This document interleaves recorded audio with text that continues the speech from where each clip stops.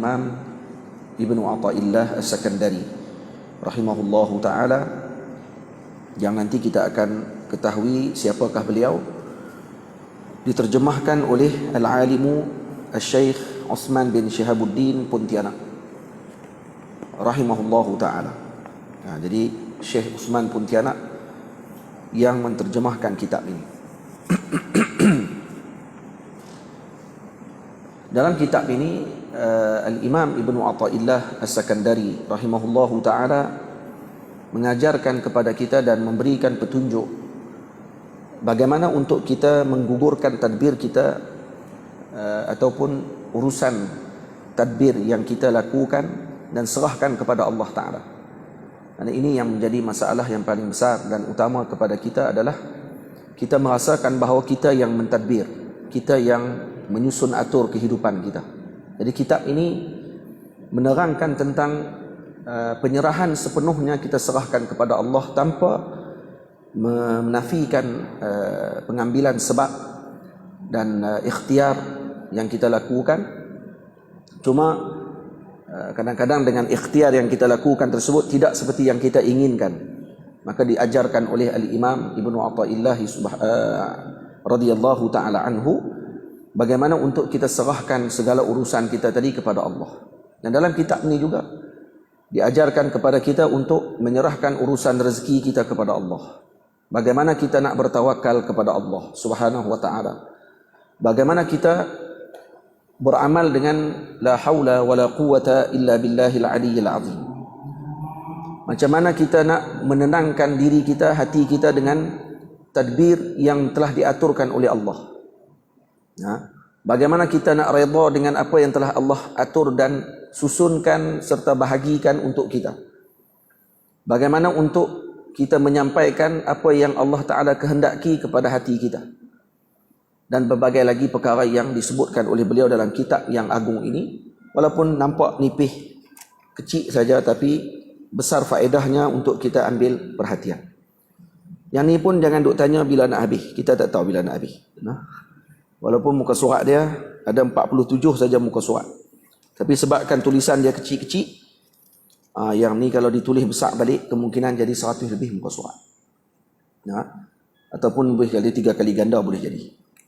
Jadi ini masalah paling besar dalam kehidupan manusia ini adalah mereka tidak tenang. Mereka tidak redha ataupun sukar untuk nak hadirkan perasaan redha dengan apa yang telah diaturkan oleh Allah kepada mereka. Jadi di dalam kitab ini Al-Imam Ibnu Athaillah As-Sakandari mengajarkan kepada kita adab-adabnya, susun aturnya kehidupan kita, penyerahan kita sepenuhnya kepada Allah. Apa panduannya yang telah disebutkan oleh para awliya Allah Subhanahu wa ta'ala. Karena para awli Allah Subhanahu wa ta'ala ini adalah tabibul qulub, pemimpin hati kita, pengubat kepada hati kita. Seperti mana jasad kita memerlukan kepada doktor dan juga tabib, pengubat kepada jasad kita ketika sakit, begitu jugalah hati kita memerlukan kepada tabib, kepada kepada doktornya, kepada pengubatnya. Siapa mereka? Para awliya Allah Subhanahu wa ta'ala. Dan bila mana kitab ini dikarang oleh salah seorang daripada wali Allah Subhanahu wa ta'ala yang agung, yang terkenal, Sayyiduna wa taju ru'usina Al-Imam Ibnu Athaillah As-Sakandari rahimahullahu ta'ala, maka ini adalah oleh-oleh yang panggil apa, sangat berharga yang ditinggalkan oleh beliau. Bagaimana untuk kita menyusun atur kehidupan kita sehingga kita menjadi hamba Allah Ta'ala yang berpegang dan beriman betul-betul dengan la haula wala quwata illa billahil aliyyil azim. Jadi bukan senang kita sebut la haula wala quwata illa billahil aliyyil azim. La haula wala quwata illa billahil aliyyil azim. Bukan senang nak amalkan apa yang dimaksudkan dengan perkataan la haula wala quwata illa billahil aliyyil azim. Dan kalau diperhatikan balik kepada susunan dan karangan Al-Imam Ibnu Athaillah As-Sakandari, kebanyakan karangan beliau adalah mentafsirkan kembali kepada la haula wala quwata illa billah. Tidak ada daya untuk kita melakukan kebaikan, tidak ada kekuatan untuk kita menolak kejahatan melainkan dengan bantuannya Allah. Jadi kalau kita buka kitab Hikam Ibni Athaillah As-Sakandari, kalau kita buka kitab Tajul Arus, Al-Hawili Tahdzibin Nufus, karangan beliau, dan kalau kita buka kitab At-Tadbir, At-Tanwir fi Isqatit Tadbir, kebanyakannya menjurus ke arah mensyarahkan kembali kepada maksud la haula wala quwata illa billahil aliyyil azim.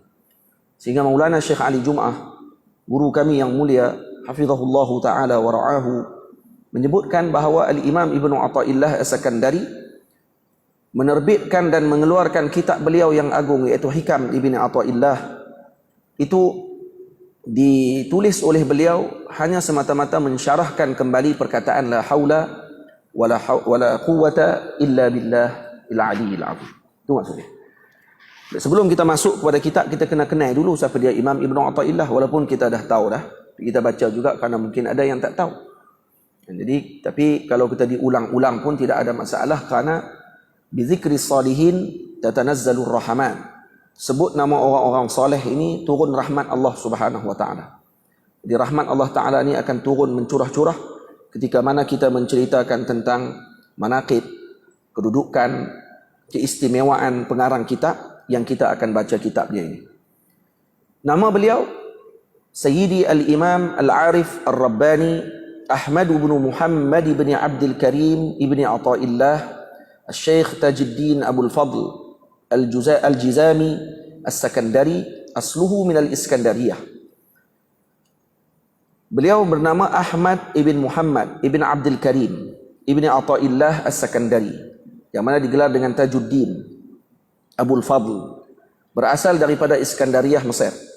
Iskandariyah lebih kurang dalam 3 jam perjalanan dari Qahirah, hampir 200 lebih kilometer daripada Qahirah, tepi pantai. Asy-Syadzili, dan beliau berpegang dengan tariqah Syadziliyah. Dan beliau merupakan murid kepada Al-Imam Abu Abbas Al-Mursi rahimahullahu taala. Dan terkenal beliau ini dengan keistimewaan keilmuan beliau dalam ilmu tafsir, dalam ilmu hadis, dalam ilmu usul, dalam ilmu tasawuf, ma'ruflah. Dan sanad beliau bersambung dengan Al-Imam Abu Hasan Asy-Syadzili, pengasas kepada tariqah Syadziliyah, melalui satu jalan sahaja, iaitu beliau mengambil dengan Al-Imam Abu Abbas Mursi. Sidi Abu Abbas Mursi mengambil dengan Sidi Al-Imam Abu Hasan Asy-Syadzili radhiyallahu anhu. Al-Imam Tajus Subki rahimahullah, Syekhul Islam, mengatakan bahawa arahu kana syafi'iyan. Imam Tajus Subki mengatakan, aku mengira bahawa beliau bermazhab Syafi'i. Wa qala ghayruhu kana malikiyan. Sebahagian ulama lagi kata tak, mazhabnya Maliki. Tapi yang masyhurnya Al-Imam Ibnu Athaillah mazhabnya Maliki. Disebut di sini walahu yadut tula fil ulumi adh-dhahirati wal ma'arifil batinah. Imamun fit tafsir wal hadith wal usul. Mutabahhirun fil fiqh walahu wa'dhun ya'zubu fihi al-qulub fil qulub wa yahlu fil nufus. Beliau ni orang yang menguasai banyak ilmu yang zahir dan batin. Imam dalam ilmu tafsir, imam dalam ilmu hadis, imam dalam ilmu usul fiqh ataupun usuluddin. Mutabahhirun fil fiqhi, menguasai ilmu fiqh yang meluas. Dan beliau ada kalau ketika menyampaikan ucapan dan juga wa'zun, peringatan, maka akan melembutkan hati orang yang mendengarnya. Wa kana qad tadarraba biqawa'idil ulum syar'iyyah wa hadzabathu al-ulum fastadalla bil mantuqi 'ala al-mafhum fasada bidzalika al-'isabah as-sufiyyah fakana lahu min ar-riyasati syirbun ma'lum. Jadi beliau orang yang mampu untuk mengetengahkan kaidah ulum syar'iyyah ini dan kemudian menghidupkan ilmu mantuknya dengan mafhumnya, dan ini menyebabkan beliau menjadi ketua kepada para ulama pada zaman tersebut. Antara ketua ulama pada zaman tersebut Al-Imam Ibnu Athaillah As-Sakandari. Antara guru beliau adalah Sayyidi Syekh Yaqut Al-Arsh. Yaqutul Arsh murid juga kepada Al-Imam Abu Abbas Mursi, yang disebutkan manaqib guru beliau. Sayyidina Yaqutul Arsy digelar Yaqutul Arsh karena beliau muazzin, tukang azan, dan azannya didengar sampai ke Arsy Allah Subhanahu wa taala. Dan sebelumnya adalah Sayyidi Syekh Abdul Abbas Al-Mursi rahimahullahu taala. Sayyidi Abu Abbas Mursi adalah guru kepada Al-Imam Ibnu Athaillah As-Sakandari. Sayyidi Yaqutul Arsh orangnya kulit hitam. Dan waktu ketika mula dia datang ke Iskandariyah, dalam ceritanya dia naik kapal. Dia hamba. Mau naik kapal oleh tuan dia, nak jual di Iskandariyah. Di dalam perjalanan berlaku ribut besar tengah-tengah laut. Akhirnya nakhoda kapal tadi kata, kalaulah selamat kami dalam perjalanan ni, maka aku akan hadiahkan yakut ini, ni hamba yang kulit hitam ni, kepada Sidi Abu Abbas Mursi di Iskandariyah. Aku akan hadiahkan kepada dia hamba ni. Alhamdulillah selamat. Nah, ribut kembali tenang. Kemudian setelah tu sampai di Iskandariyah, nakhoda kapal ni tukar dia punya nazar tadi. Dia kata, mula niat nak bagi yakut ni, tapi kerana ada lagi hamba yang lebih segak, yang elok lagi, maka eloknya bagi yang elok lagi lah kepada Sidi Abu Abbas Mursi. Maka akhirnya dia hadiahkan Sidi seorang lagi hamba yang asalnya dia niatkan yakut, Sidi yakut, dia tukar niat dia tadi kepada yang lebih baik. Jadi kita ni kalau nazar nak sembelih lembu, nak sembelih kambing, tiba sampai waktu dia kita kata ada duit lebih ni, nak sembelih lembu lah. Boleh ke tidak? Boleh, tidak masalah. Nazar nak sembelih kambing. Tapi kalau ta'yin tak boleh lah. Kalau kita tunjuk dah kambing ni, tak boleh. Tapi kalau kita sebut kambing saja, saya nak sembelih kambing lah kalau anak saya luluh periksa. Tengok luluh. Luluh tu buat apa? Kita buat lembu. Jangan buat ayam. Tak jadi. Kita luluh buat ayam yang kata kambing. Tak payah kot. Ayam jadilah. Tak boleh. Kerana tak boleh rendah lagi. Dia kena tinggi lagi. Tak apa. Hak tinggi tak ada masalah, boleh. Kalau ta'yin tak boleh lah, kita dah tunjuk dah. Ni kambing ni saya nak buat kambing ni. Tak boleh tunjuk lain. Kena hak tu sajalah. Sebab tu ibadah nazar ni dipanggil ibadah bakhil, orang kedekut. Sebab tu kalau kita ni, dia letakkan ta'liq. Kalau saya dapat yang ni baru saya buat yang ni. Boleh? Tu panggil ibadah kedekut. Jadi kalau kita tak mau jadi kedekut, kita dapat ke kita tak dapat yang kita nazar tu kita buat juga. Tu baru tak kedekut. Kalau saya dapat, saya buat. Kalau tak dapat pun saya buat juga. Jangan jadi kedekut. Ni ibadah bakhil dipanggil. Baik. Jadi bila mana dah niat nak bagi yang terbaik, pergi hantar dekat Sidi Abu Abbas Mursi. Sidi Abu Abbas kata apa? Saya tak mau yang ni, kata dia. Saya nak yang kamu niat atas kapal itu. Bila yang Sidi Abu Abbas Mursi tahu kata dia niat atas kapal? Ini dalil wali Allah Subhanahu wa taala. Dia kata saya tak mau yang ni, saya nak yang seorang lagi. Yang kamu niat atas kapal itu ni. Yang orang tak tahu pun si nak hoda kapal tadi berniat dengan niat tersebut. Tapi Sidi Abu Abbas Mursi ingatkan balik kepada dia, tak, saya tak mau yang ni. Saya nak yang hari itu. Rupanya dah jual dah kat orang. Maka disuruh beli balik dengan harga berapa kali ganda, 2 kali ganda. Dibeli kembali dan kemudian dihadiahkan kembali kepada Sidi Abu Abbas Mursi. Dan rupa-rupanya inilah pewaris kepada ilmu beliau dan menjadi khalifah kepada Sidi Abu Abbas Mursi setelah wafatnya Al-Imam Abu Abbas Mursi. Tuan-tuan kalau pergi ke Mesir, kalau pergi ke Iskandariyah, jangan lepas peluang untuk pergi lawat maqam Al-Imam Abu Abbas Mursi. Dekat dengan maqam Sidi Abu Abbas Mursi, depan dia maqam Al-Imam Al-Busiri, pengarang kitab Burdah Al-Imam Al-Busiri. Sebelah masjid dia ada masjid besar juga, itu Sidi Yaqutul Arsh. Ini masjid Yaqutul Arsh. Dan ada maqam Sayyidina Al-Imam Makinuddin Asmar, sahabat kepada Al-Imam Ibnu Athaillah As-Sakandari radhiyallahu anhu. Ini wali-wali Allah Ta'ala yang hidup pada zaman tersebut. Dan antara murid Al-Imam Abu Abbas Mursi banyak. Ramai di kalangan ulama pada zaman tersebut belajar dengan Al-Imam, bukan Abu Abbas Mursi, dengan Sidi Ibnu Athaillah As-Sakandari. Tadi cerita pasal guru-guru dia. Dan antaranya Syekhul Syafi'iyah At-Taqiyus Subki. Antaranya adalah Syekh Taqiyuddin Subki rahimahullahu ta'ala, yang merupakan murid kepada Al-Imam Abu Abbas Mursi rahimahullah. Syekh Taqiyuddin Subki ayah kepada Al-Imam Tajuddin Subki. Dua-duanya Syekhul Islam. Dan ini adalah ayah kepada Al-Imam Tajuddin As-Subki, dan beliau murid kepada Al-Imam Ibnu Athaillah As-Sakandari. Dan karangan beliau banyak. Antaranya kitab Hikam Ibnu Athaillah, Hikam Athaiyah, yang itu antara masyhurnya kitab Al-Imam Allahumma salli ala sayyidina Imam Ibnu Athaillah.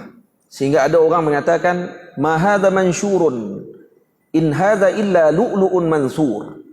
Kata ini bukan tulisan ini. Ada sebagian ulama kata hikam ni bukan tulisan.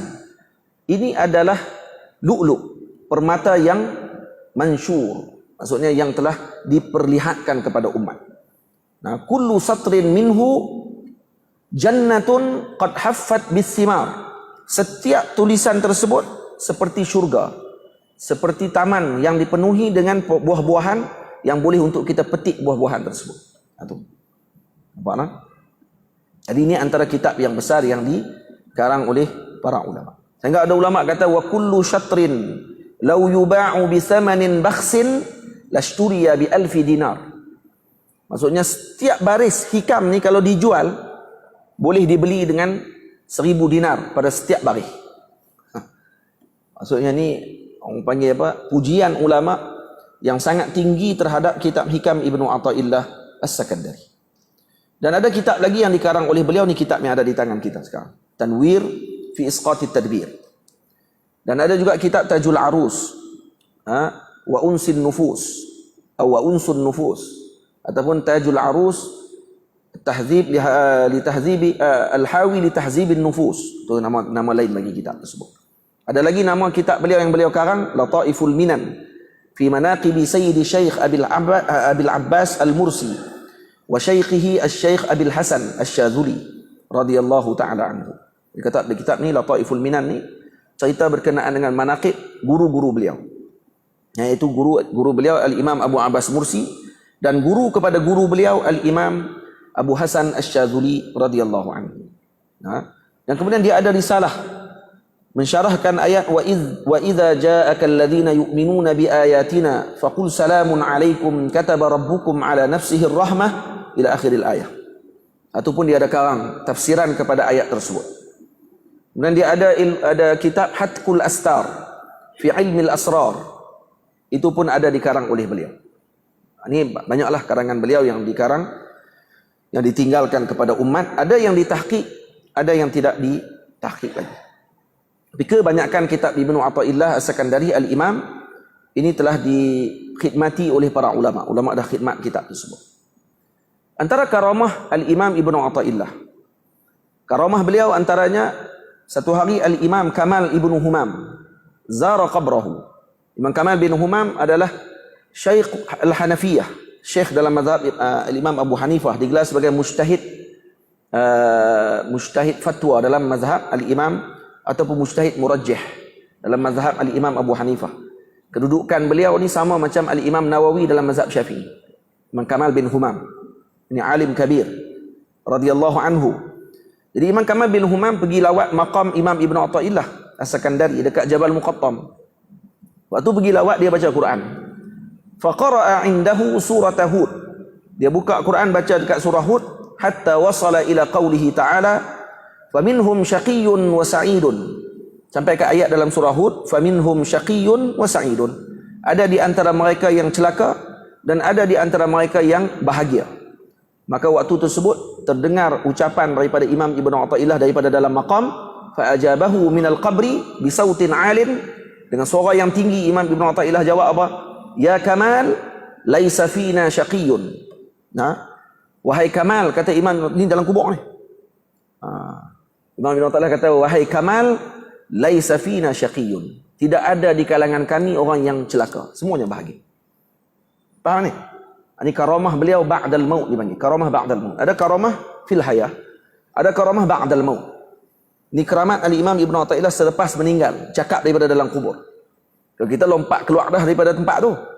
Tapi Imam Kamal tak larilah. Dia kata apa waktu tu? Fa'awsal kamalu bi an yudfana hunak. Maka dia wasiatkan kepada anak-anak murid dia untuk makamkan beliau di sebelah Imam Ibnu Athaillah. Itu kalau tuan-tuan pergi ke Mesir, tuan-tuan akan tengok makam Imam Kamal bin Humam di bawah sikit daripada maqam Imam Ibn Athaillah, di luar masjid Imam Ibn Athaillah. Di Imam Ibn Athaillah di sini maqam dia, maqam, dan kemudian ada dinding maqam Imam Kamal di luar betul-betul di sini, bawah sikit. Mana kerana rendahkan diri beliau dengan guru beliau yang dianggap sebagai guru. Yang mungkin dia tak pernah bertemu dengan Imam Ibn Athaillah, dia tak pernah bertemu dengan Imam Ibn Athaillah As-Sakandari. Dia anggap ini guru aku kerana dia telah ajarkan aku, maka dimaqamkan beliau di bawah sikit pada Imam Ibn Athaillah As-Sakandari rahimahullahu taala. Ini karamah para aulia Allah Subhanahu wa taala. Seorang lagi cucu Nabi sallallahu alaihi wasallam, nama Sayyidatina Fatimatul Aina, yang matanya katanya macam Sayyidatina Fatimah Az-Zahra. Fatimatul Aina maqamnya belakang maqam Imam Syafi'i. Itu pun karamat dia macam tu juga. Ada orang baca Quran dekat maqam dia dan dia tegak daripada dalam kubur. Baca tak betul, maka dia tegak terus daripada dalam kubur. Mustahil ke benda tu? Tak mustahil apa? Tak mustahil. Benda harus pada adat. Benda harus berlaku pada adat. Tak ada masalah apa, kerana karamah ni perkara mencari adat. Adatnya kita tak dengar orang cakap daripada dalam kubur. Tapi khariqul adah, diangkat hijab tadi, dengar orang dalam kubur bercakap, tak mustahil. Mustahil apa ni? Kalau tidak apa kita, maksudnya orang dalam kubur masih hidup. Kalau tidak apa kita pergi ke maqam, kita bagi salam. Cuma kita tak dengar je dia jawab salam. Takkan Nabi suruh bagi salam saja, tak ada sebab. Bagi salam, Assalamualaikum ya ahla diyaril mu'minin, antum sabiqun, nahnu insya'allahu bikum lahiqun. Kan saya saja bagi. Takkan Nabi ajak kita dengan benda sia-sia. Bagi salam, sudah tentu akan dijawab. Cuma kita tak dengar. Kalau dengar, tak bagi salam pula lagi. bagi salam, tak dengar. Dengar orang bakat jawab salam apa, kencing kat itu pula lagi. Orang alhamdulillah tak dengar tu.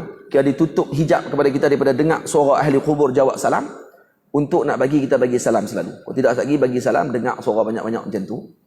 Terpa tu. Yang tengah naik kereta bagi salam, terbalik kereta habis. Baik. Jadi itu antara karamah beliau yang berlaku kepada Imam Kamal bin Humam. Karamah dia yang lain, ada lagi cerita dia. Anna rajulan min talamidatihi hajja. Ada seorang lelaki di kalangan murid kepada Imam Ibn Athaillah menunaikan haji. Fara'a syaiqa fil mataf wa khalfal maqam. Tiba-tiba dia nampak Al-Imam Ibn Athaillah duduk tawaf di keliling Kaabah waktu haji itu. Dan nampak pula di belakang maqam Ibrahim. Wa fil mas'a, dan waktu ketika di sa'i pun nampak juga. Wa fi Arafah, di Arafah pun nampak juga Imam Ibn Athaillah. Falamma raja'a sa'ala 'ani syekh. Bila dia balik daripada Mekah, dia terus tanya ke anak-anak orang lain, adakah tok guru kita pergi ke Mekah? Hal kharaja minal balad fi ghaibatihi fil hajj. Maksudnya tok guru keluar pergi Mekah ke tahun ni? Pergi haji ke? Faqalu la. Depa bagi tahu anak-anak murid kita, dak, tok guru duduk dengan kita. Duduk dengan kami. Mana dia pergi Mekah tahun ni? Tak pergi haji. Fadaqala ilaihi wa sallama alaihi. Kemudian dia pun masuk jumpa dengan Imam Ibn Athaillah, bagi salam. Kemudian dia pun tanya, faqala lahu man ra'aitu fi safratika hadhihi minar rijal. Qala ya sayyidi, Imam Ibn Athaillah tanya dekat dia, man ra'aita fi safratika hadhihi minar rijal. Tok guru dia tanya, Imam Ibn Athaillah tanya kat anak murid dia ni, siapa kamu jumpa, tokoh-tokoh ulama mana yang kamu jumpa dalam perjalanan kamu waktu buat haji? Maksudnya tok guru tanya, siapa dia kamu jumpa waktu kamu pergi haji dulu? Maka terus anak murid dia kata, ra'aituka ya sayyidi, saya jumpa kamu lah. Saya tengok kamu dekat tempat tawaf, belakang maqam Ibrahim, dekat tempat sa'i, dekat Arafah, saya jumpa kamu wahai Imam. Fatabassam, Imam Ibn Athaillah pun senyum, wa qala ar-rajulul kabir yamla'ul kaun. Imam Ibn Athaillah jawab dia, orang yang besar ruh dia ini, ruhnya akan memenuhi alam ini. Tamam? Sebab tu kita jangan heran kalau jumpa ada wali Allah Ta'ala ni duduk di tempat ni, ada duduk di tempat ni, duduk di tempat ni. Dia bukan ta'addud zawat. Zat dia tidak akan berbilang-bilang. Kerana ta'addud zawat mustahil, kata ulama. Berbilang-bilang zat mustahil. Saya ada di sini, saya juga ada di Pedu. Saya ni dua. Kok mana? Kalau kembang lain. Tidak ni saya di sini, saya juga di Pedu. Ta'addud zawat, kata ulama, mustahil. Ni dalam ni macam mana? Saya di sini, ni ada live. Tu dalam tu ada saya juga.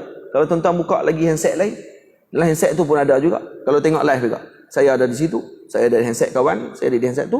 Ustaz ada banyak tu. Tu bukan saya. Tu surah saya. Itu gambar saya. Kalau saya tu, maksudnya kalau tuan-tuan buka handset tu ada saya dalam tu. Faham tak faham ni? Awak nampak macam jangan kerah di muka masing-masing malam ni? Ha? Senyumlah sikit. Boleh? Ha. Ta'adud zawat mustahil. Berbilang-bilang zat mustahil. Tapi berbilang-bilang surah tidak mustahil. Satu-satu. Maksudnya saya di sini. Kita pun sendiri nampak dalam gambaran ni. Ada duduk di Sabah pun kadang ada tengok. Live. Kata Sabah clear. Kudat clear. Nampak kata line dia clear lah. Elok. Jadi maksudnya saya sampai ke Kudat tu kah? Tak. Surah saya sampai di sana. Maksudnya tak mustahil. Trump pun boleh duduk dalam rumah kita kalau buka TV. Dunia jam 10 ada lah ni. Dunia jam 10. Nah. Kalau ada berita tu tengok keluar muka Trump. Trump duduk dalam rumah kita. Rumah jiran sebelah pun dia buka TV3. TV3 akan berita apa tu. Keluar juga muka Trump. Habis tu Trump ada dalam seluruh dunia? Tak, surah dia ada. Kalau orang kafir macam tu pun boleh ada dalam seluruh dunia. Duduk dalam setiap surah dia. Bagaimana dengan wali-wali Allah Subhanahu Wa Taala? Lebih daripada tu lagi. Tu yang kita nampak depan mata dengan teknologi. Nah. Dan apa ni? Itu kalau surah. Baik, mustahil tak kalau nampak zat orang tadi di banyak tempat. Dalam keadaan zat dia satu saja. Tak mustahil. Zat tetap satu.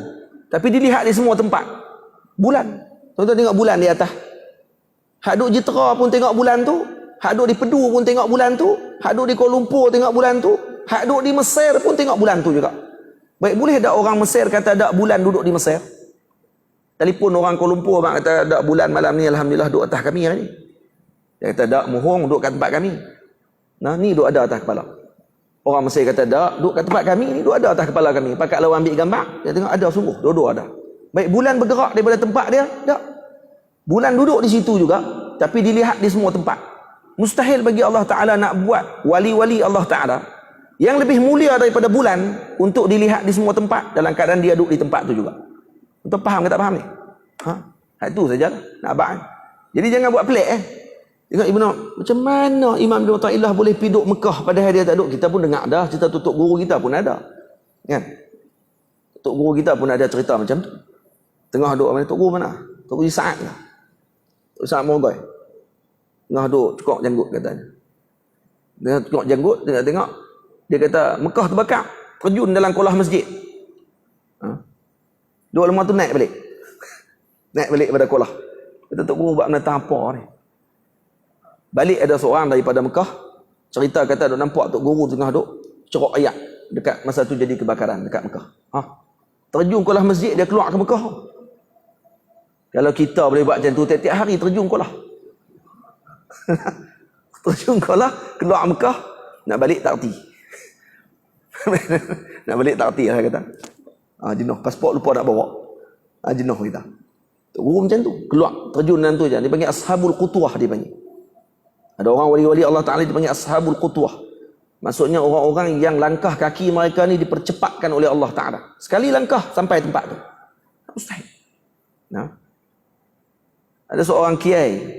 Kiai Syamsul As'ad Syamsul Arifin.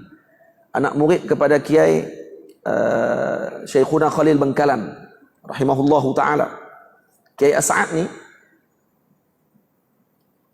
Orang pernah tengok dia pergi kenuri. Satu hari ada kenuri ni banyak di tempat jauh-jauh pula.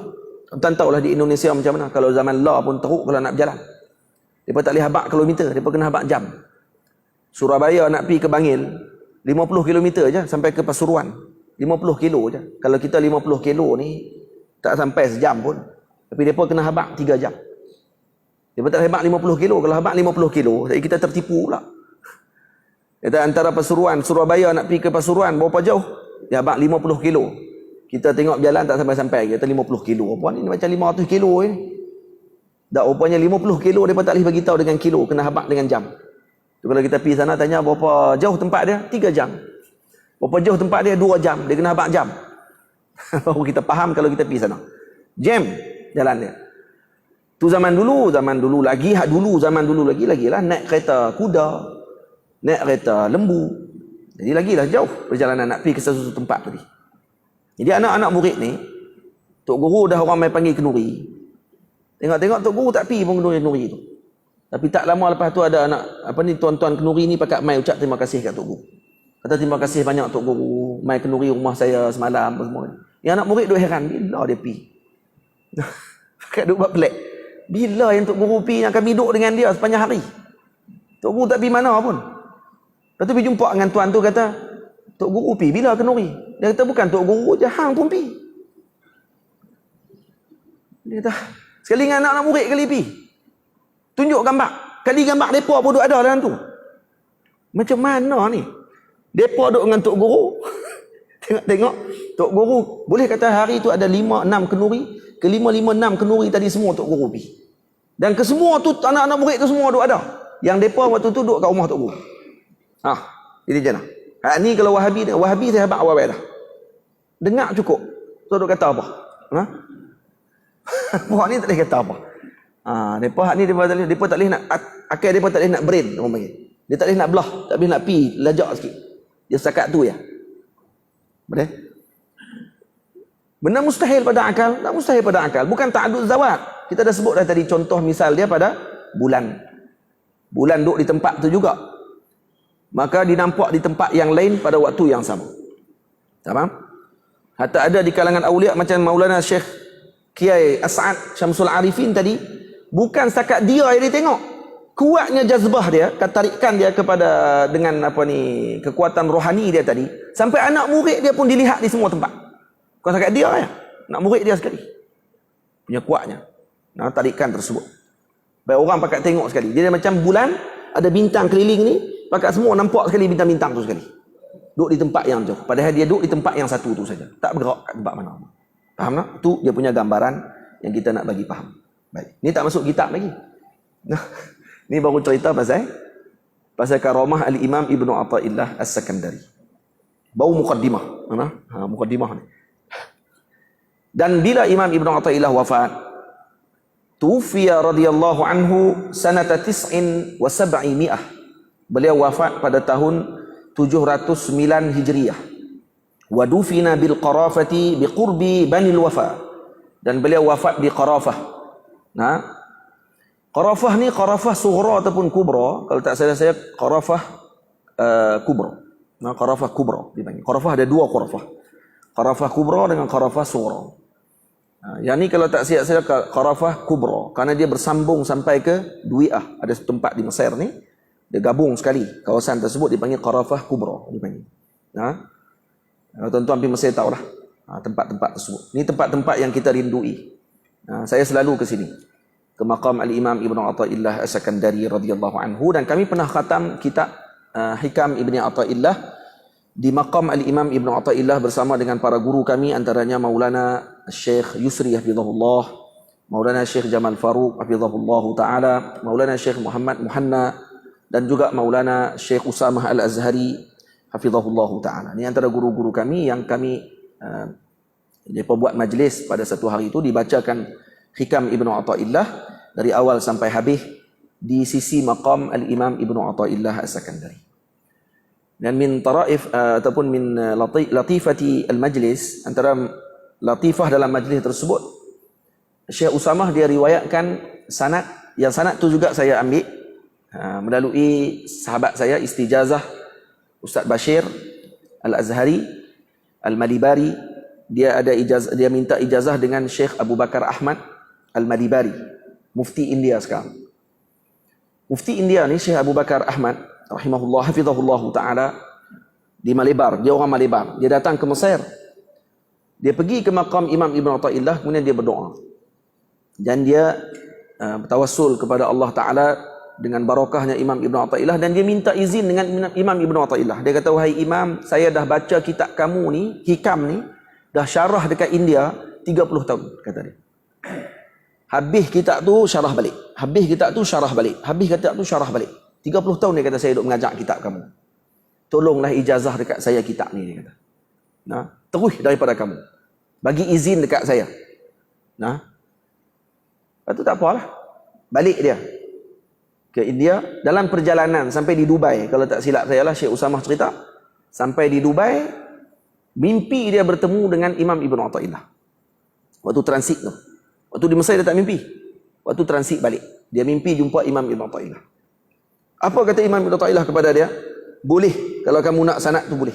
Saya boleh ijazah kepada kamu, tapi dengan syarat. Jangan tinggal tahajud, syarat dia. Syarat jangan tinggal tahajud, saya bagi ijazah. Kata Syekh Abu Bakar Ahmad, dia kata apa? Tuan Syekh, dia kata, wahai Imam, saya ni anak murid ada dekat 14,000 orang.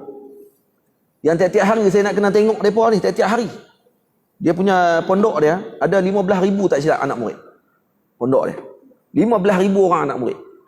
Jadi macam mana saya nak mayang tahajud, kadang-kadang saya terlepas juga, dia kata. Kerana terlalu letih seharian tu dengan anak murid. Kadang-kadang terlepas juga 1 malam, 2 malam. Imam Ibn Athaillah diam, dia kata dalam mimpi tu diam, tak kata apa. Terus dia kata tak apalah, saya ijazah tanpa syarat.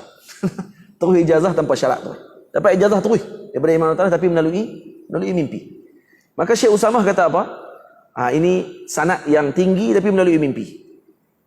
Saya, kata Syekh Usamah, ambil dengan Syekh Abu Bakar Ahmad. Syekh Abu Bakar Ahmad ambil terus dengan Al-Imam Ibn Athaillah As-Sakandari. Dan saya dapat ijazah juga daripada Syekh Abu Bakar Ahmad. Terus daripada sahabat saya pergi jumpa dengan Syekh Abu Bakar Ahmad. Dia rapat dengan Syekh Abu Bakar Ahmad. Kemudian dia minta kepada Syekh untuk ijazahkan kepada saya sekali. Dan Syekh hadiahkan kepada saya kitab banyak. Masuk ijazah-ijazah beliau dihadiahkan kepada saya. Dan kemudian dia ijazahkan sekali dengan segala riwayatnya. Dan termasuklah riwayat tersebut. Jadi apa ni, tu sanad dipanggil sanad syaraf sahajalah, bukan untuk kita kata Allah, karena mimpi orang-orang soleh ni juga adalah bisyarah, berita gembira, dan mimpi bertemu dengan aulia Allah Taala juga adalah mimpi yang benar, kata ulama. Mimpi, karena al ulama warasatul anbiya. Fa innal anbiya lam yuwarrisu dinaran wala dirhama walakin warasul ilm faman akhadahu faqad akhadha bihadzin wafir. Di mana para awliya mewarisi ilmunya para nabi, mereka juga mewarisi kadang-kadang sebahagian daripada apa yang diistimewakan kepada para nabi. Ini disebutkan oleh Maulana Syekh Yusri hafizahullah taala. Jadi Al-Imam Ibn Athaillah wafat pada tahun 709 Hijriyah. Baru kita masuk kepada kitab hari ini. Bismillahirrahmanirrahim. Tuan dah kenal dah siapa Imam Ibn Athaillah, siapa pengarang kitab ini. Maka moga-moga Allah Ta'ala memberikan kepada kita kefahaman berkat tafsiran ataupun terjemahan yang telah dilakukan oleh Al-Imam Tuan Guru Al-Alimu Al-Allamah Syekh Osman bin Syihabuddin Pontianak rahimahullahu ta'ala. Semua para ulama khilaf siapa Syekh Osman Syihabuddin ni. Adakah beliau anak ataupun cucu kepada Sayyidi Syekh Arsyad Banjari ataupun tidak. Berlaku perbincangan panjang dengan masalah tersebut. Dan ta'aluk Syekh Osman Pontianak ini dengan Al-Imam Ibn Athaillah dibuktikan dengan terjemahan bagi kitab-kitab beliau. Kitab-kitab Imam Ibn Athaillah dikhidmati oleh Syekh Osman Pontianak. Ada dalam, kalau tuan-tuan buka dalam Google, cari Syekh Osman Pontianak, akan keluarlah tulisan yang telah dibahaskan oleh Syekh Wan Saghir. Dia ada tulis dah berkenaan dengan sejarah hidup Syekh Osman Pontianak. Baik. Bismillahirrahmanirrahim. Aku memulai dengan nama Allah Ta'ala. Tuan-tuan ada kitab di tangan dah, pakai tengok. Ni kalau hak tak nampak kena pakai kantau. Tulisan dia kecil semua. Kita pun duk berniat dalam hati kalau kitab ni boleh ditulis balik dengan tulisan yang lebih jelas, tapi bukan Rumi. Saya tak minat Rumi. Saya minat Jawi juga, tapi tulis besar sikit. Tulisan yang lebih comel, cantik, termasuk dengan tahqiq. Dikeluarkan faedah-faedah berdasarkan syarahan yang kita akan syarahkan sepanjang pengajian ni, dikeluarkan balik. Ini anak-anak murid lah kena buat. Ni ada anak-anak murid kita ni, lupa kat lawan tulis tu, tulis tak bangun balau. Mereka ni lah, nak suruh mereka lah tulis balik dalam Jawi besar, tulisan besar, dan kita keluarkan balik dalam bentuk cetakan baru. Karena kitab ni dah lebih daripada 100 tahun. Kitab-kitab yang lebih pada 100 tahun dipanggil turas. Kitab turas ni lebih pada 100 tahun. Dan lebih pada 100 tahun dalam undang-undang percetakan dia sudah selesai. Maksudnya tak ada lagi pewarisan pada waktu tersebut. Lepas 100 tahun. Ini disebutkan oleh Maulana Syekh Ali Jumaah hafizahullah taala dalam kitabnya Tariq ila Turas. Dalam bab tu berkenaan dengan apa ni, undang-undang percetakan.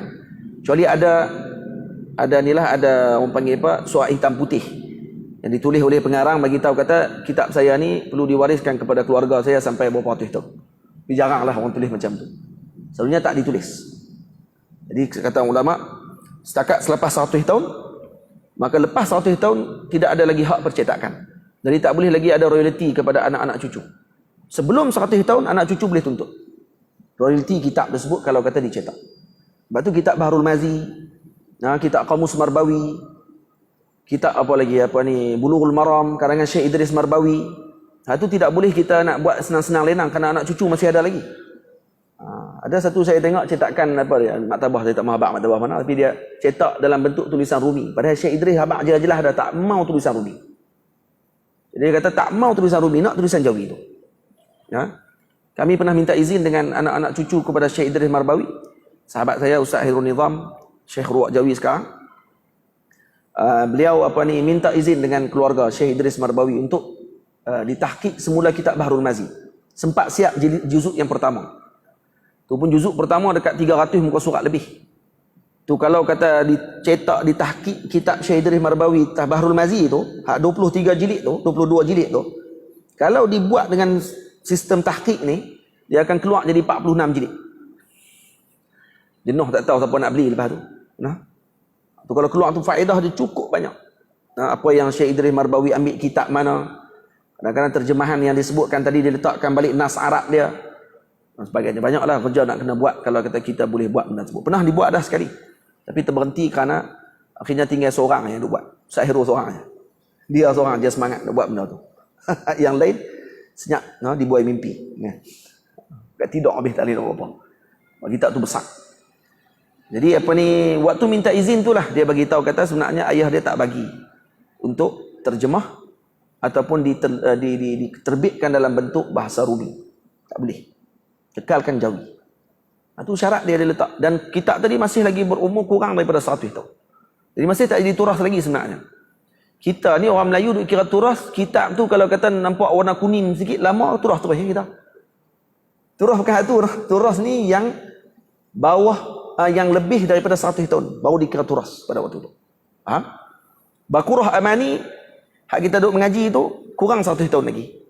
Baru 80 tahun lebih. Yang beberapa tahun lepas yang masa Tok Guru Haji Saleh ada, dibuat sambutan 80 tahun. Kitab Bakurah kalau tak silap saya. Yang 80 tahun dah waktu tu. Jadi masa tu Tok Guru dah meninggal dalam beberapa tahun, masih tak cukup lagi 100 tahun. Masih lagi bukan dikira dalam turas, dalam maksud yang difahami oleh para ulama ketika membahaskan kitab turas. Sajalah bagi tahu, nak bagi kita erti, tahu mana kitab turas, mana yang bukan turas. Turas ni bukan mesti kitab dia warna kuning. Kalau dia cetak baru pun kulit dia warna putih. Tapi dah kitab tu lebih pada 100 tahun, cuma dicetak baru balik aja, maka tetap turas juga. Cuma kita panggil kitab kuning kerana biasanya kertas zaman dulu warna kuning. Dan kertas kuning ni dia lebih baik pada mata dibandingkan kertas putih. Kita kalau baca suluh kertas kuning dengan kertas putih, kertas kuning lebih menjaga mata kita daripada sakit. Sebab tu orang dulu tengok hatta warna kulit kertas pun dipilih. Cerdiknya para ulama dulu ketika memilih warna ataupun kualiti kertas dia untuk dikeluarkan. Betul tuan tengok. Kitab 100 tahun kualiti kertas dia masih kekal sampai lah. Saya di rumah ada kitab yang umur dia sampai beratus tahun. 150 tahun. Ada yang umur dia 200 tahun. Tapi kitab kertas masih elok. Kenapa? Kerana kertas dia kualiti. Kualiti betul. Dia cerita kertas pula lah kan. Baik. Bismillahirrahmanirrahim. Aku memulai dengan nama Allah Ta'ala yang bersifat Rahman dan yang bersifat Rahim. Menterjemahkan ini kitab. Tengok. Syekh terjemahkan dengan apa? Aku memulai dengan nama Allah. Ini abtadi'u bi bismillahirrahmanirrahim. Utarjimu hadzal kitab. Maksudnya aku memulakan dengan nama Allah Ta'ala. Karena bismillah ni ba tu huruf jar. Huruf jar dia ada ta'alluq. Sama ada kita nak letakkan muta'allaq dia dengan isim atau nak letak muta'allaq dia dengan fi'il. Nak letak di depan ke nak letak di belakang? Yang ini dibincang oleh ulama. Tu terjemahan Syekh ni, Isman Pontianak, menjelaskan kita dengan maksud tersebut. Kenapa diletak di depan? Kenapa tak letak di belakang? Kalau Syekh terjemah ni, aku memulai dengan nama Allah. Bila kita baca Bismillahirrahmanirrahim, dengan nama Allah. Dengan nama Allah tu apa dia? Aku memulai. Yani abtadi'u bi Bismillahirrahmanirrahim. Utarjimu hadzal kitab. Saya menterjemahkan kitab ini. Maksudnya Syekh letakkan muta'allaq dia yang pertama dengan ismiyah, yang ke belakang diletakkan dengan fi'liyah, dengan fi'il, yakni aku menterjemahkan. Menterjemahkan tu dengan fi'il, maksudnya dengan perbuatan. Perbuatan saya menterjemahkan. Baik, kenapa dia letak di belakang? Letakkan di belakang karena diletakkan nama Allah di depan adalah untuk menunjukkan barakahnya nama Allah Ta'ala, maka didahulukan nama Allah Ta'ala pada waktu tersebut. Ini mengambil berkat dengan nama Allah diletakkan di depan. Nah, dan kemudian untuk nak tunjuk kepada at-taksis. Nah, ada banyak sebab kenapa disebutkan begitu. Antaranya disebutkan oleh Al-Imam Dardir rahimahullahu ta'ala dalam kitabnya Qaridah Bahiyah. Nah, kenapa dimulakan dengan bismillah, kemudian Allahumma salli ala sayyidina Muhammad didahulukan dengan ismiyah, dengan fi'liyah. Sebenarnya saya tak perlu pun syarah benda tu, tapi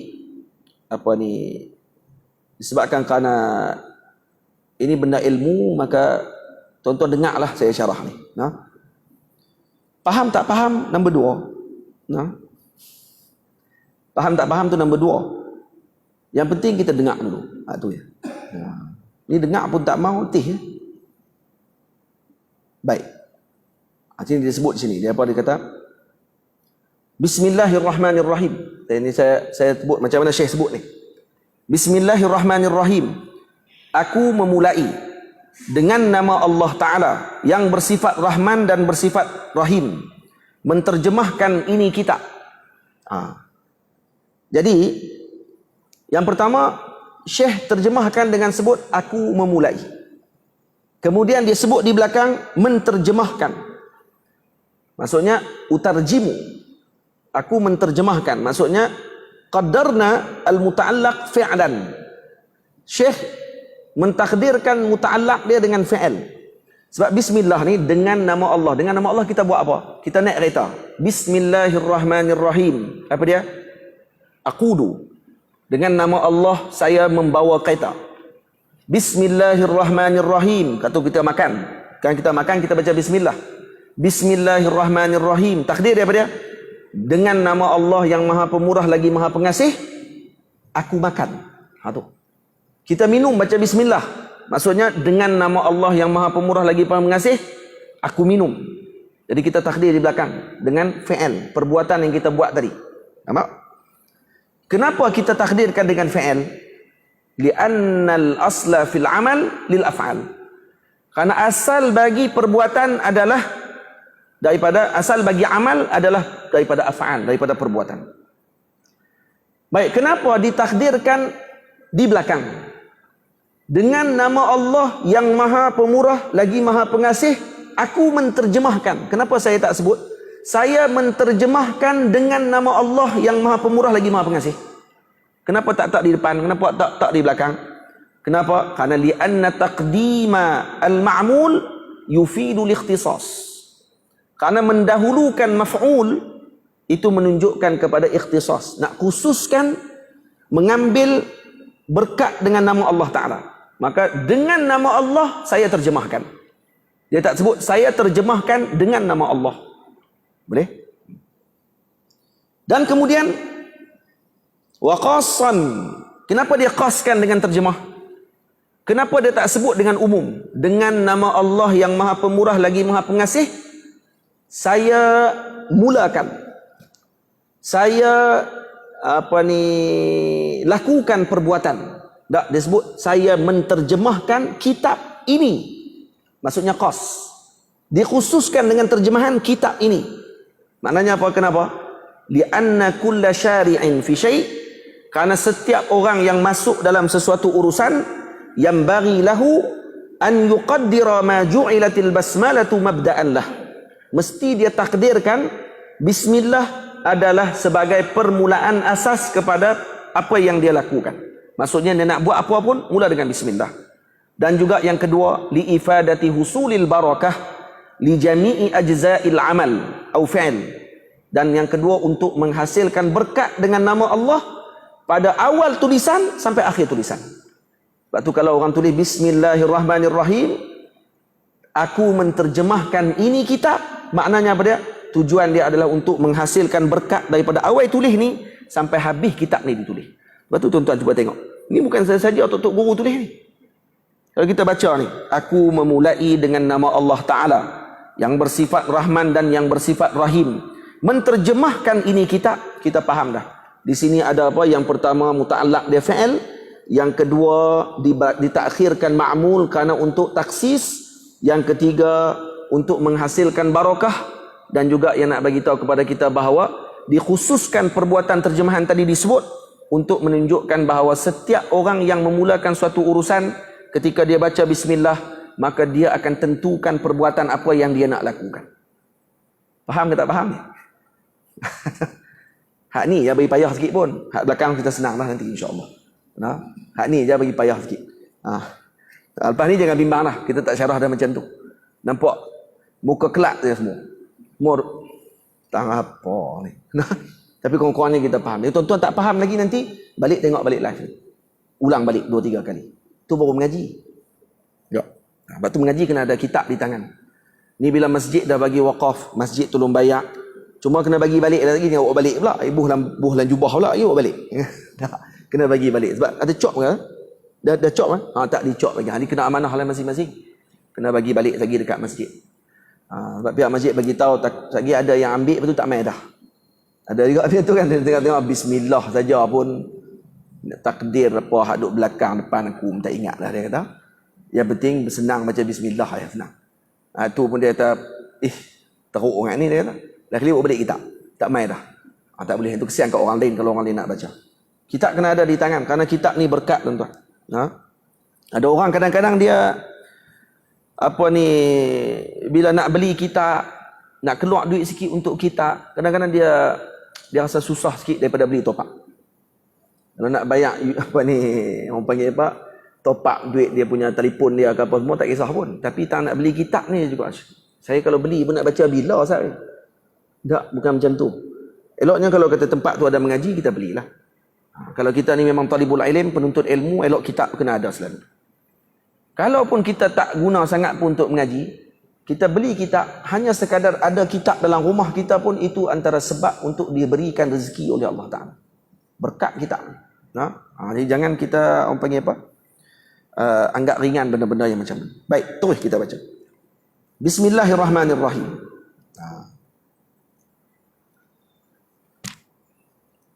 Alhamdulillahil munfaridi bil qalqi wat tadbir. Buh baris kalau boleh tulis ke? Depa boleh tanda lah kita boleh tanda. Alhamdulillahil munfaridi bil qalqi wat tadbir. Yakni segala puji sabit bagi Allah Taala yang bersendiriannya dengan menjadikan sekalian makhluk dan mentadbirkan sekalian alam. Syekh terjemah alhamdulillah dengan segala puji bagi Allah. Sabit bagi Allah. Dah segala puji. Mana segala tu? Daripada alif lam tu. Tu maksud segala tu daripada alif lam tu. Alif lam tu alif lam lil istighraq dipanggil. Kullul hamdi. Maksudnya segala puji bagi Allah yang bersendirian dengan menjadikan sekalian makhluk. Al-munfarid bil qalqi. Maksudnya yang bersendirian dalam menjadikan makhluk ini wat tadbir dan yang mentadbirkan sekalian alam. Jadi dia bila baca kitab ni tentang tadbir. At-tanwir fi isqati tadbir. Ini kalau kata ketika hati kita dicerahkan oleh Allah Ta'ala, maka Allah Ta'ala kita akan menggugurkan tadbir kita. Tu kenapa kitab dinamakan macam tu. Ketika nur hati kita ni dicahayakan oleh Allah Ta'ala, maka kita tak akan menyusun kehidupan kita ni dengan apa yang kita nak, tapi kita akan serahkan kehidupan kita ni dengan apa yang Allah Ta'ala nak. Waktu kita serah ke Allah Ta'ala dengan apa yang Allah nak, waktu tu kita tak akan komplain lagi dengan apa yang Allah bagi kat kita. Kerana semua tu baik untuk kita. Boleh faham tuan-tuan? Ni tujuan kitab tu ditulis. Jadi kalau kata orang baca kitab ni, orang zaman dulu ni penyakit psikologi lagi teruk. Gila, mering, meniaga, fail, bankrupt, pening kepala, terjun bangunan. Kenapa orang barat, kenapa orang Jepun tiap-tiap hari boleh kata ada kes pembunuhan, bunuh diri, bukan pembunuhan, bunuh diri. Karena tidak yakin dengan tadbirnya Allah Ta'ala. Karena tidak ada Tuhan. Hidup tidak bertuhan. Tapi kalau orang ada Tuhan dalam kehidupan dia, macam orang Muslim, mukmin, kalau baca kitab macam ni, dipelajari dengan guru, diikuti dengan baik pengajian ini, insya-Allah dia akan rasa tenang saja dalam semua kehidupan dia. Mana rezeki yang Allah Ta'ala bagi, dia tak akan komplain. Yang orang lain dapat, dia tak akan dengki. Yang dia dapat, dia syukur dengan Allah Ta'ala. Tak dapat, alhamdulillah. Dapat, alhamdulillah. Semua alhamdulillah. Nanti kita akan tengok macam mana Imam Ibn Athaillah beri kefahaman kepada kita tentang masalah tersebut. Sikit lagi. Nampak tak? Lepas tu kita berhenti. Hari ni memang mukaddimah ni. Nampak gaya tu? Berapa baris kita tak tahu. Al-wahidi fil hukmi wat tadbir. Takdir. Yakni Tuhan yang tunggal pada hukumnya dan pada takdirnya. Al-maliki alladhi laysa kamithlihi syai'un wa huwa as-sami'ul basir. Yakni Tuhan yang menjadi raja yang tiada seumpamanya suatu, dan yaitu Tuhan yang mendengar dan melihat. Jadi Tuhan yang mentadbir alam, raja bagi segala sesuatu yang tidak ada yang seumpama dengannya, dan Allah itu maha mendengar lagi melihat. Al-maliki alladhi la yakhruju an mulkihi kabirun wala saghirun. Yakni Allah Ta'ala yang memiliki, yang tiada keluar suatu pada alam ini daripada miliknya, besar dan kecil. Sebab tu kalau kita baca dalam Quran Maliki Yawmiddin, dalam Fatihah kan, ada qiraat baca Maliki Yawmiddin, ada qiraat baca dengan Maliki Yawmiddin. Apa beza di antara dua bacaan tersebut? Tengok dalam ni kita tahu tu. Kalau baca Maliki Yawmiddin, maksudnya raja pada hari kiamat nanti. Tidak ada raja yang melebihi Allah Subhanahu wa taala, yang memimpin pada waktu tersebut. Kalau Maliki Yawmiddin, yang memiliki hari tersebut. Jadi ada dua. Yang pertama raja, yang kedua memiliki hari tersebut. Jadi tiada satu pun yang keluar daripada alam ini daripada miliknya, besar dan kecil. Mana tuan-tuan tengok Muqaddimah Al-Imam Ibn Athaillah ni penuh dengan tauhid. Penuh dengan memahami ilmu tauhid Allah Subhanahu wa taala. Wahdaniyatullah. Kita faham tentang wahdaniyatullah, qiyamuhu ta'ala binafsih, dengan terjemahan ataupun muqaddimah Al-Imam Ibn Athaillah As-Sakandari. Ini dia panggil muqaddimatu al-kitab, dia panggil muqaddimah kitab dia. Dan dalam kitab muqaddimah ni kita dah dengar Imam Ibn Athaillah sebut tadbir, takdir, Tuhan yang memiliki alam ini, tidak ada yang satu pun keluar daripada dia, kecil ataupun besar, semuanya dengan kekuasaan Allah. Ini cara tidak langsung menolak falsafah yang mengatakan bahawa Allah Ta'ala hanya mengetahui yang besar-besar sahaja, yang kecil-kecil tak tahu. Allah Ta'ala tahu yang universal, yang kulliyat. Tapi yang juz'iyat, yang halu-halu Allah Ta'ala tak tahu. Perkara-perkara halu Allah Ta'ala tak tahu. Ini menafikan tunggalnya dan juga luasnya ilmu Allah Subhanahu wa taala yang tidak bertepi, dan ini antara sebab dikufurkan ahli falsafah yang berpegang dengan pandangan tersebut. Apa? Al-mutaqaddisi fi kamali wasfihi 'anis syabihi wan nadhir. Yakni Tuhan yang maha suci pada kesempurnaan sifatnya daripada umpamanya dan bandingannya. Itu dia. Dia ada beza disebut sini as-syabih dengan nazir. Dia ada satu lagi al-mathil. Ada tiga istilah yang ulama selalu guna: syabih, nazir, mathil. Apa beza di antara tiga benda ni? Saya tengok tak kita berhenti setakat tu hari ni. Tentang apa beza syabih, nazir, mathil. Tuan-tuan tulis. Kalau nak tulis saya nak tengok tak?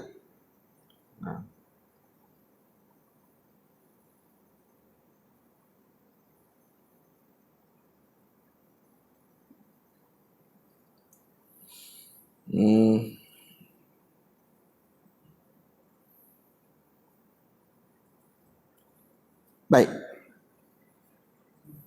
Ini beza dia. Allah.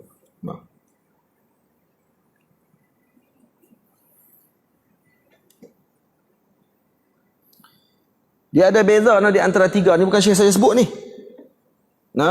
Al-mutaqaddisi fi kamali wasfihi 'anis syabih wan nadhir. Apa beza syabih dengan nazir? Syekh terjemah di sini, yang mana yakni Tuhan yang maha suci pada kesempurnaan sifatnya daripada umpamanya dan bandingannya. Saya terjemah dengan bahasa aja tu. Sebenarnya ada perbezaan di antara syabih dengan mathil. Saya baca dulu dia punya jawapan yang diberikan oleh Al-Imam As-Suyuti. Ketika ditanya kepada Imam Suyuti, apa beza di antara mathil, syabih dengan nazir? Ada beza tak tiga ni? Kata Al-Imam As-Suyuti, al-mathil aqassu as-salasah, wasyabih a'ammu minal mathil, wa aqassu minan nazir, wan nazir a'ammu minas syabih. Itu dia. Faham tak? Mampu. Nah. Al-mathil aqassu minas syabih, kata dia. Nah, aqassu salasah, dia lebih kecil lagi. Jadi dia kalau macam di sini kata al-mathil aqassu salasah, maksudnya dalam kurungan bulat besar. Nah, dia ada titik tengah, bulat kecil. Yang ni dipanggil apa? Mathil. Boleh? Asy-syabih a'ammu minal mathil, dia bulat besar sikit. Nah, bulat besar sikit di luar ni, yang tu apa dia? Syabih. Nah, wa aqassu minan nazir, nazir yang paling luas sekali. Jadi dia ada dipanggil bulatan set, dipanggil. Kalau kita mengaji apa benda tu, set tu no. Adalah matematik kita dok mengaji tu. Dia ada bulatan set. Panggil apa? Subset no. Dan ilmu apa tu? Matematik kan no? Ilmu matematik. No? Bulat besar sekali, apa dia? Nazir.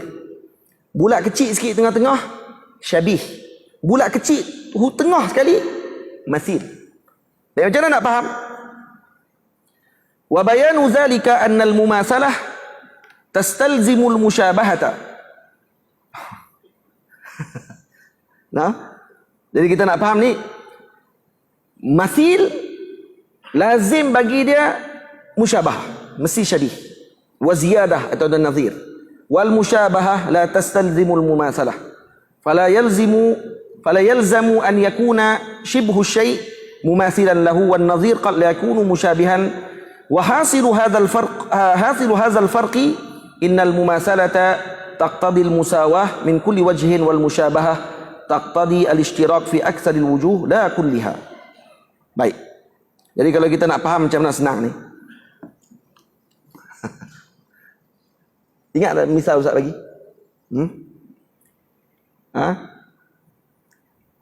Okey, di sini sebut. Kalau kita nak faham senang, dia kata al-musyabahah taqtadi al-ishtirak fi aktsaril wujuh la kulliha.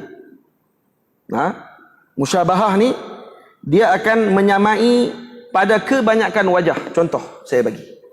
Bil misal yattadihul maqal. Mana handset saya? Ni handset saya. Pegang handset, lupa handset. Ini apa dia ni? Jenama apa? Ni tak boleh. Dia kena jenama Huawei. Saya jenama Huawei. Huawei pula dah. Ni Huawei. Ada satu lagi Huawei juga. Nah, saya ni Mate 20X. Ada satu lagi Mate 20 saya, tak ada X. Baik, sama tak saya ni dengan hak dia punya? Ni telefon lah, kita guna senang Apple lah. iPhone. Ini iPhone, ni pun iPhone. Cuma iPhone ni yang ni sebelah punya. Yang ni sebelah juga tapi bukan Pro. Ada sebelah Pro, ada sebelah biasa. Okay? Baik, sekarang ni dia dikira apa ni? Dikira mathil ke, syabih ke, nazir? Ni kalau kata bahasa ni, kalau kita nak guna bahasa Arab. Nak guna ni syabih ke, mathil ke, apa ni, nazir? Nah, dia ada tiga ni, mathil, syabih, nazir. Maka kata ulama ni dipanggil apa dia? Dipanggil musyabahah. Syabih dia kata. Hadza syabihun bihadza. Telefon ni sama-sama seakan-akan, kerana kebanyakan dia lebih kurang sama tapi beza juga sikit. Kebanyakan dia sama maka dipanggil apa? Syabihun. Manakala kalau nazir pula, nazir apa dia? Walau wajhan wahidan yuqalu hadza nazir. Tapi kalau sama walau satu wajah saja. Ini telefon, saya punya satu telefon saya ni apa dia? Apa ni Huawei? Telefon ni apa dia? Pocophone. Sama tak ni dengan ni? Tak sama lah, tapi sama tentang telefon ni, telefon ni telefon. Maka ni dia panggil hadza naziru hadza. Dia tak panggil syabih. Hadza naziru hadza. Ini nazir kepada ini. Boleh? Manakala masil pula apa dia? Kalau masil taqtadi musawah min kulli wujuh. Kalau masil ini macam yang ini.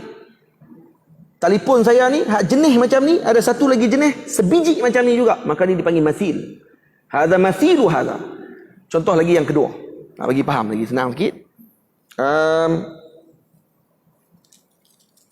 Apa dia? Ni, ayat ni. Ada satu lagi ayat ni Tuan Haji? Ada tak ayat satu lagi? Ada ayat satu lagi. Saja nak bagi contoh ya. Mai satu lagi. Saja nak bagi contoh ni lah dah, habis dah. Tonton pening sat lah sebelum balik ni. Lagi berhentilah kedai-kedai mana tu minum dulu. Bagi pening dulu ni. Malam ni tahu apa dia beza masil, apa beza nazir, apa beza syabih. Cukuplah malam ni. Sementara nak pening masuk ke dalam. Tak habis dah, 5 minit kita berhenti. Tu dia. Yang ni dipanggil apa ni? Cinta. Air minuman cinta. Ni nama dia lah, air minuman cinta. Yang ni pun air minuman cinta. Baik, ni dalam qabil apa? Dalam bentuk apa ni? Ni masil ke, syabih ke, nazir? Kalau kita tanya, ni apa dia? Masil. Kenapa? Karena sama sebiji dua-dua. Yang ni cinta, yang ni pun cinta juga. Sebiji. Faham? Maka ni dipanggil masil. Hadza mislu hadza. Ini kalau kita tengok Arab sebut, hadza mislu hadza. Mislu tu maksud dia apa? Al-musawah min kulli wujuh. Sama pada semua keadaan. Putih-putih. Botol sama. Cok sama. Masil dipanggil. Boleh? Kereta. CRV. Putih-putih. Pelik ya tak sama. Buang pelik. Kereta baru. Duduk kat kedai. Showroom. Ni CRV saya tu bukan kereta saya tu. Kereta saya accident baru ni. Tuan-tuan kata, ustaz kemarin hari tu tengok ni kereta hitam. Ni kereta putih pula, ni guna duit pondok apa? Buat elok sikit. Cakap depan-depan aku tumbuk terus. Kereta saya accident baru ni, kena langgak dengan lori. Saya duduk dalam kereta tu, alhamdulillah lah, tak idea apa. Langgak lori, cabut kali dengan apa ni, pintu-pintu lori. Pintu-pintu lori, pintu kereta kita. Koyak. Alhamdulillah lah, tak ada apa. Tengah-tengah highway. Dekat Cangkat Jering. Jadi kawan saya di Kuala Lumpur, Ustaz Zuhair, bagi saya pinjam kereta dia. Sampai kereta saya siap nanti baru naik balik kereta saya. Kereta saya duduk di bengkel lah ni. Okay, tak apa, tu bukan cerita kita. Nak cerita sekarang ni masil. Ada 3 minit lagi. Masil ni apa dia? Ni masil. Sebiji sama. Tak ada beza. Boleh? Baik. Syabih pula apa dia? Syabih. Syabih ni dia sama pada kebanyakan dia. Kebanyakan dia sama tapi ada beza juga sikit. Contoh dia apa dia? Contoh dia yang ni.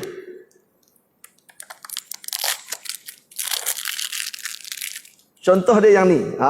Dia buat lah. Dia faham, nampak ni? Sama, tak ada beza sikit. Kebanyakan dia sama tapi tak ada cok. Faham? Cok dia saya buang. Sama biji ni. Ya betul sama tadi. Tadi masil, tapi dah saya buang dah. Maka dia jadi apa? Dia jadi syabih. Hadza syabihun hadza. Tapi ada beza sikit. Jami'al wujuh, kullu wujuh nampak sama. Semua nampak sama, putih-putih. Sama dia punya ni. Tapi ada satu lagi sangat tak ada. Tak ada dia punya cop dia. Maka dia jadi syabih, tak jadi masil dah pada waktu tersebut. Tadi bila ada cop, jadi masil. Boleh? Baik, nazir apa pula? Nazir, dia sama pada satu saja wajah pun dah jadi dah. Contohnya apa dia? Contohnya, botol ayak ni dengan botol ayak haduk kat kedai apa ni 7-Eleven ke apa ni orang panggil Shell tu, tapi botol besar. Tidak, botol besar sama tak? Tak sama. Tapi sama ada di mana? Sama ada ni botol itu pun botol. Satu ya. Cuma bentuk tak sama. Maka dia kata hadza naziru hadza, laisa masil wa laisa syabih. Saja nak bagi faham ini adalah furuq fil lughah, kata ulama ni perbezaan pada lughah bahasa Arab. Bila mana Allah Ta'ala kata laisa kamislihi syai', kalau kita faham dalam Quran, laisa kamislihi syai', tidak ada yang sama dengan Allah, dinafikan yang akhas, yang paling kecil, maka maksud dia apa dia?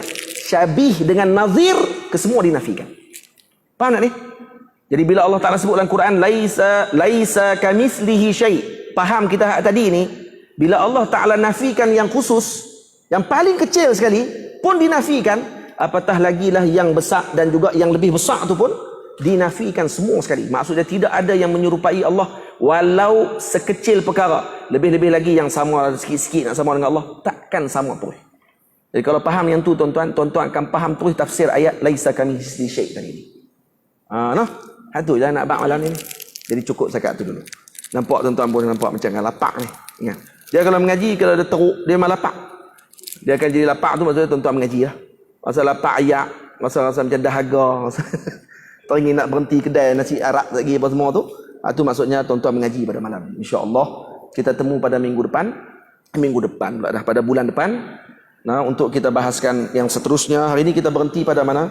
Pada Asy-Syabih wan Nadhir. Nah, bulan depan saya nak tanya balik, tak boleh jawab saya tak main dah.